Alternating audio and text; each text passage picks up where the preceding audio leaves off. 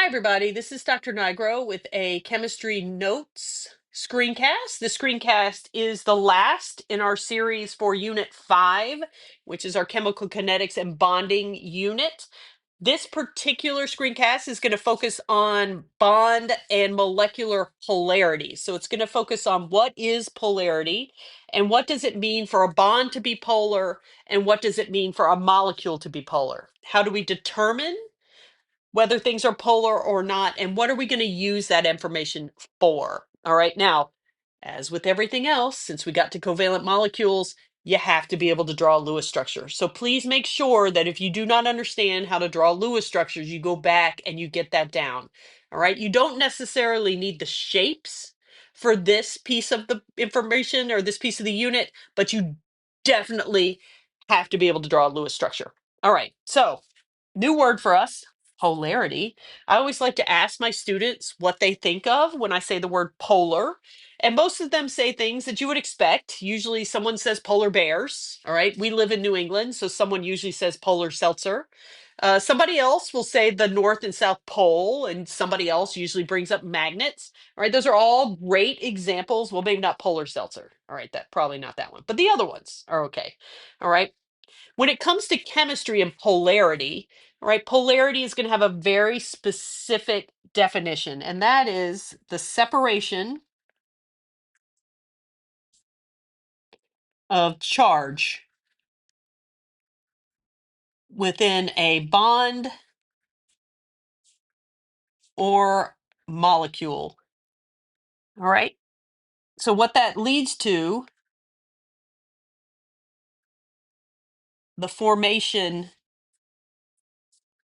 of charged poles. All right. So, we'll have a positive pole and a negative pole within, hold on, within the bond or molecule, because there are two levels to polarity. The first is the bonds, all right?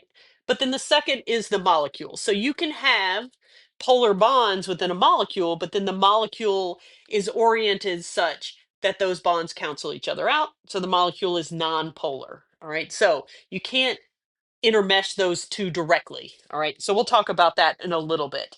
All right. But the deal here is that because of the movement of electrons within the bonds and molecules, we can get areas of the molecule or bond that become more positive as electrons move away, and areas that become more negative as the electrons move towards. All right. So let's start with the bond idea. So let's start with polar bonds. All right. So for a polar bond, the electrons shift towards one atom, whoops, and away from the other atom. All right. So what that means is if you have a bond, let's say we have two atoms like this, all right, and the electrons normally are in between, but they shift over towards, I'll color this atom in. So the electrons have moved from directly in between towards one atom. So this atom is going to become more negative because the electrons have moved in that direction, which makes this atom more positive. So we have a pole building up, or polarity, a difference building up across that bond, where we have a positive end to the bond and a negative end to the bond, or poles across that bond. So that's what we mean when we say a polar bond. All right. Well, you can imagine what a non-polar bond is, right? A non-polar bond, the electrons are shared equally, oops, between the atoms, which means no poles. All right, so we go back to our same picture. All right. In this case, the electrons reside directly between the two atoms. So they haven't shifted towards one atom, making it more negative, and away from another, making it more positive. So nonpolar bonds have the electrons shared equally. Polar bonds, those electrons have shifted towards one atom over the other. All right. Well, how do we know whether that's going to happen or not? Well, that's all going to come down to a physical property of the elements called electronegativity. All right. So the electronegativity is, oops, a measure of the ability of an element to attract electrons within a bond towards itself. All right, so the higher, maybe I should write that.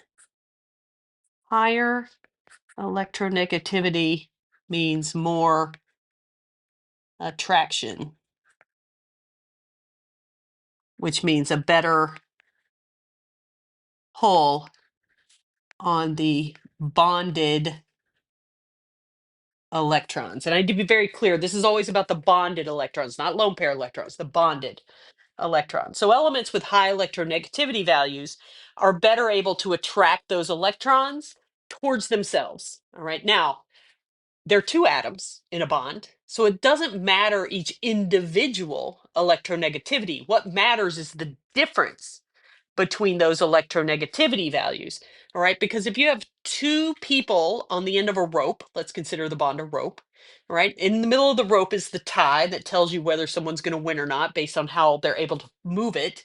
All right. If the two sides on the rope are equal to each other, then it's not moving. Right. So even if they both have high electronegativity values, neither of them is going to have a better ability to attract those electrons than the other. So we get a non-polar bond. So while the electronegativity value is important, it's really the difference in electronegativity. All right. So we're going to use the electronegativity to determine the polarity, not by looking at those values, but we're going to calculate the difference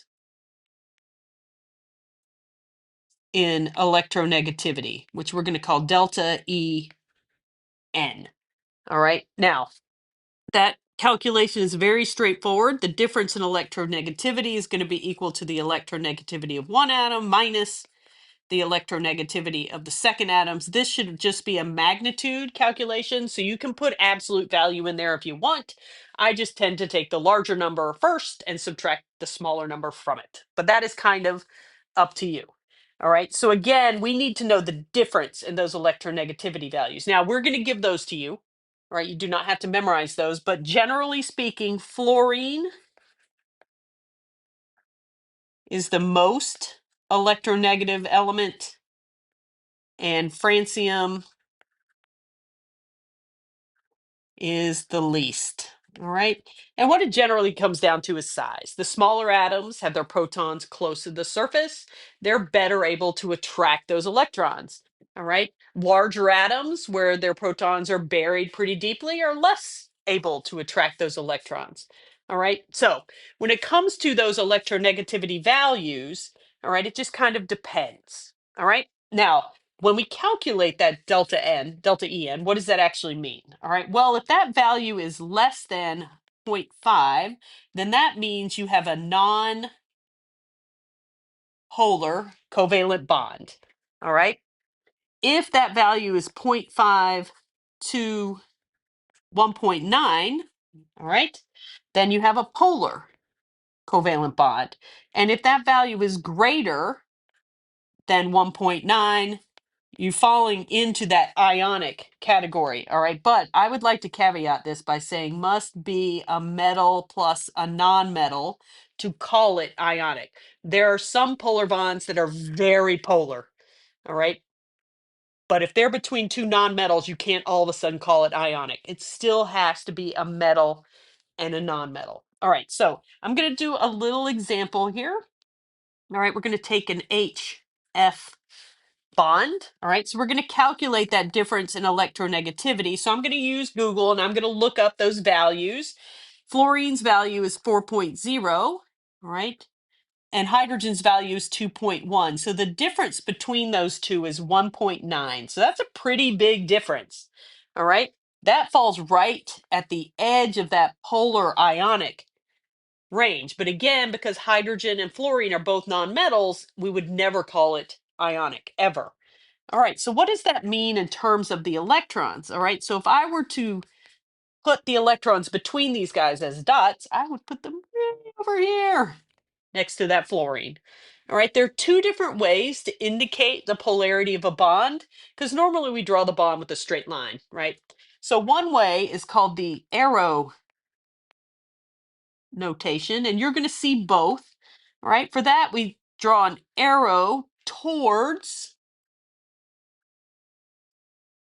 the more electronegative element. And then you can see we have this little positive end down here, and that indicates the positive end of our bond. All right, so we've got those electrons shifting from the hydrogen towards that fluorine.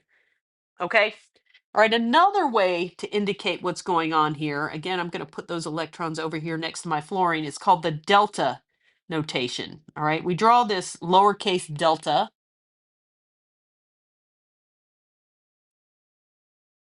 And the positive sign goes with the less electronegative element and the negative with the more electronegative element, showing again where the negative end of our pole is versus the positive. I'm sorry, the negative end of our bond versus the positive end of our bond. All right, so you're going to see it both ways when you work through the worksheets. All right, but I just wanted you to understand what those notations meant because they do come up quite a bit. All right, so that's the bond. All right, but what about the molecule and molecular polarity? All right, so a polar molecule contains, whoops, an uneven distribution of charge within the molecules. So somewhere within the molecule, there's more negative charge than somewhere else. So we get poles building up within the molecule. All right, now this can be due to one, polar bonds, two, lone pairs, and again, this is the central atom, three, both. All right. So that uneven distribution of charge can be because you've got polar bonds. It can be because you have lone pairs on your central atom, or it can be a mix of those two things. All right. But you have to have at least one of them to get a polar molecule. If you have no lone pairs and no polar bonds, the molecule cannot be polar. There's no way. So it's got to be one or both. Okay. So how do you decide? All right. So to determine,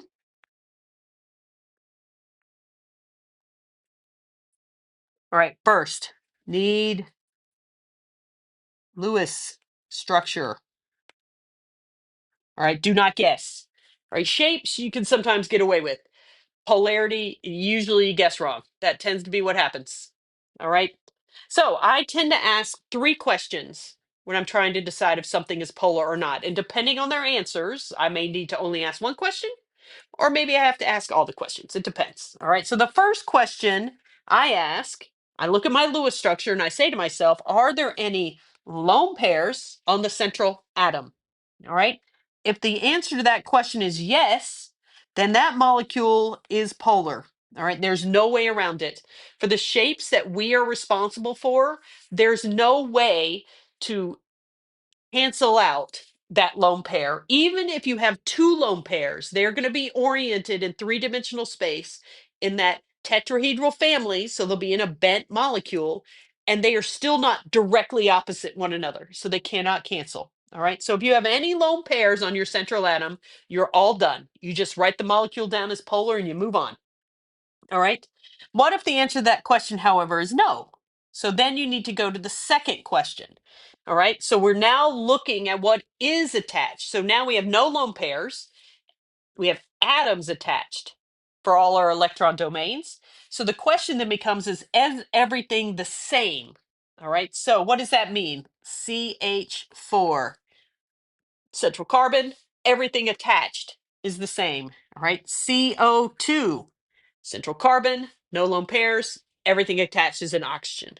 If that is the case, if the answer to that is yes, then your molecule is non-polar. All right, what that means is your molecule is symmetrical. So it can cancel everywhere. So even if you have polar bonds, there's going to be a part of another polar bond that's going to cancel it. All right, so as long as everything is symmetrical and you have no lone pairs, then your molecule has to be non-polar.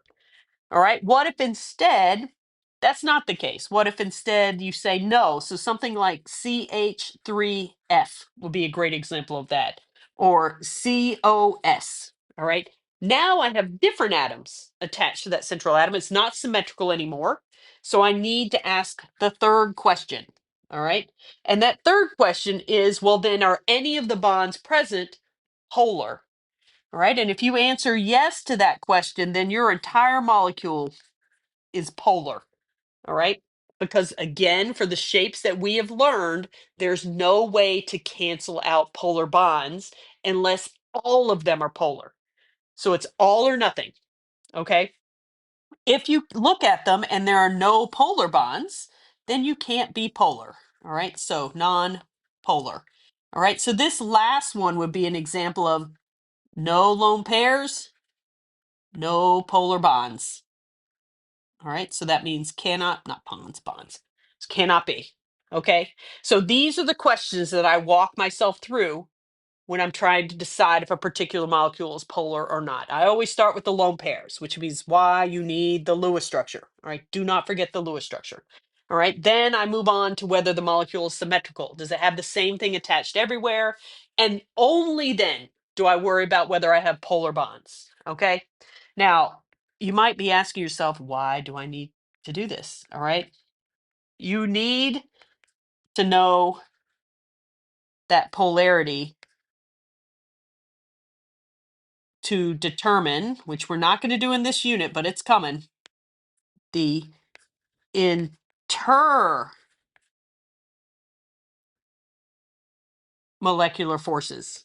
All right.